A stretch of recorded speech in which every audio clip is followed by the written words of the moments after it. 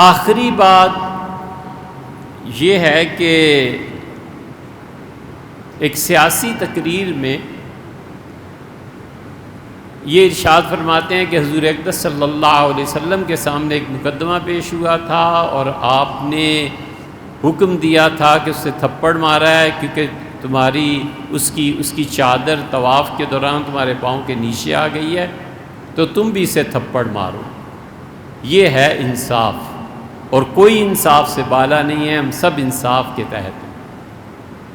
حضور اقدس صلی اللہ علیہ وسلم نے فیصلہ فرمایا تھا یہ پکا جھوٹ ہے، پکا جھوٹ ہے، قیامت تک ثابت نہیں ہو سکتا کہ حضور اقدس صلی اللہ علیہ وسلم نے یہ فیصلہ فرمایا۔ سمجھے؟ جو ان کے معلم ہیں نا، اور جو جھوٹی روایتیں انہیں سناتے رہتے ہیں، اسی لیے ہم کہتے ہیں کہ مت حضور صلی اللہ علیہ وسلم پہ جھوٹ بول۔ نبی کریم صلی اللہ علیہ وسلم بیتن فی النار، جہنم میں اپنا گھر بنا لے گا جو مجھ پہ جھوٹ بولے گا۔ وجہ اس کی ہے کہ حدیث سے حکم ثابت ہوتا ہے۔ حضور اقدس صلی اللہ علیہ وسلم نے کب کسی کو ایسے کیا؟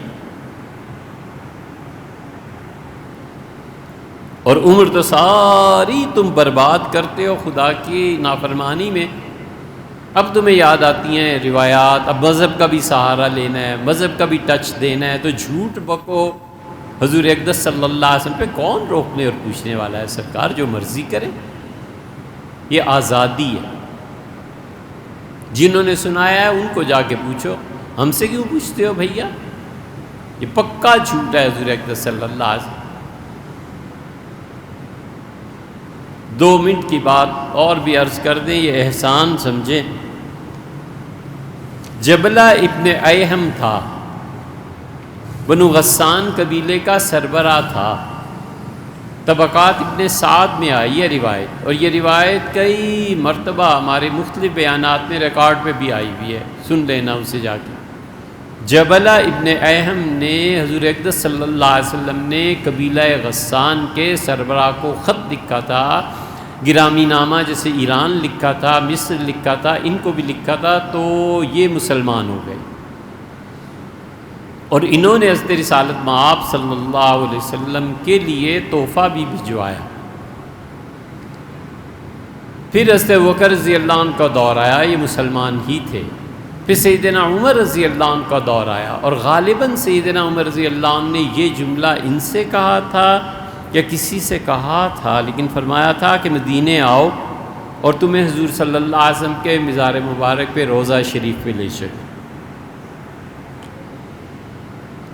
یہ قبر ایسے ہی نہیں تھی جو وہابی کہتے ہیں، حضور اقدس صلی اللہ علیہ وسلم کی قبر مبارک کا شرف ہے، عزت ہے۔ حضرت رسالت مآب صلی اللہ علیہ وسلم کی قبر اللہ کی رحمتوں کے نازل ہونے کی جگہ ہے۔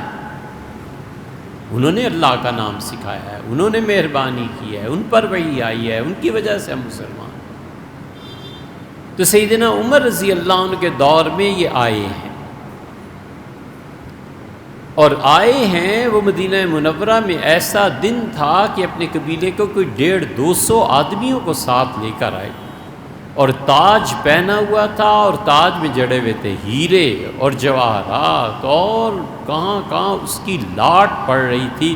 اہل مدینہ حیران پریشان کہ یہ آدمی نے کیا پہن رکھا ہے۔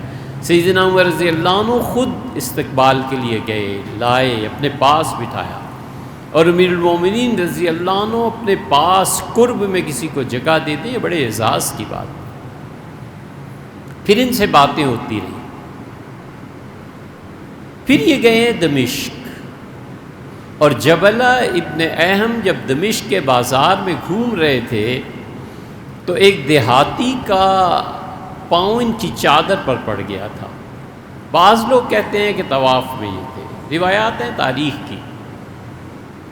تو جبلہ نے بنو مزینہ قبیلے کا آدمی تھا، اس کا پاؤں پڑا تھا، تو اس مزنی کے چہرے پر تھپڑ رسید کیا، اور اتنی زور سے اسے مارا کہ اس کی آنکھ زخمی ہو گئی۔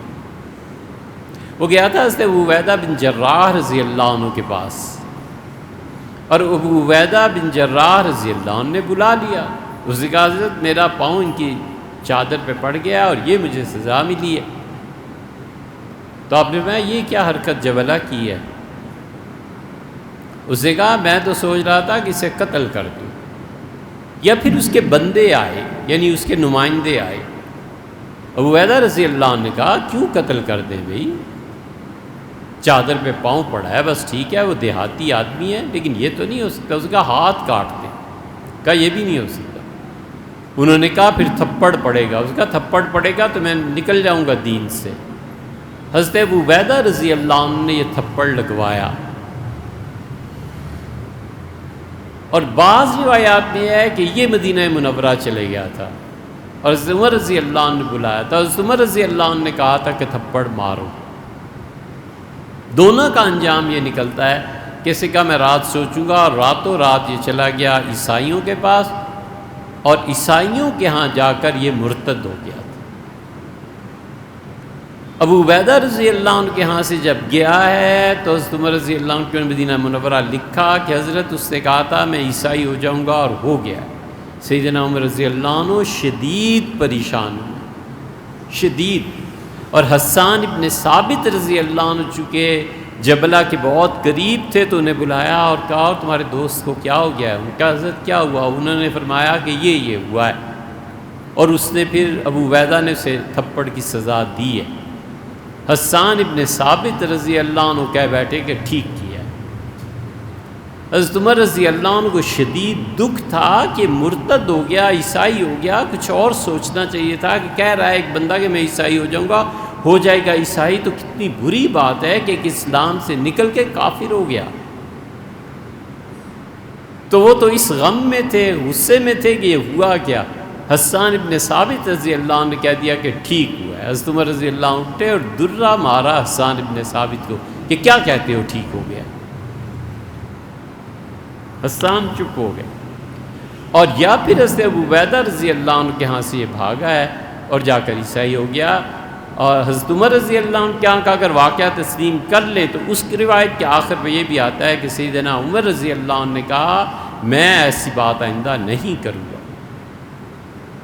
اس لیے انصاف سب سے اوپر رہتا ہے، غالب رہتا ہے۔ امیر المومنین رضی اللہ عنہ کا یہ جملہ کہا گیا کہ میں آئندہ ایسا فیصلہ نہیں کروں گا۔ تو اس سے پتہ چلتا ہے کہ ایسے سچ نہیں بولنے چاہیے جس کی وجہ سے دوسروں کو جھوٹ بولنا پڑ جائے۔